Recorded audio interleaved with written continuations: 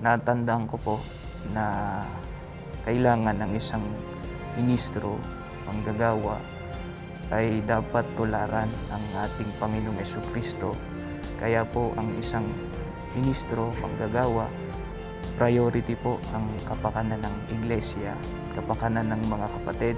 It is extremely important to feed the members of the church, including the children, with spiritual food, or meaning to say the words or the teachings of the Lord our God, and even the admonitions that are based on God's teachings. I will strive to admonish and edify the brethren at every opportunity. We heard the call of the administration, and we will give attention to all of those things, especially to show God that we are willing not only to make Him promises, but to keep the promises that we made unto Him.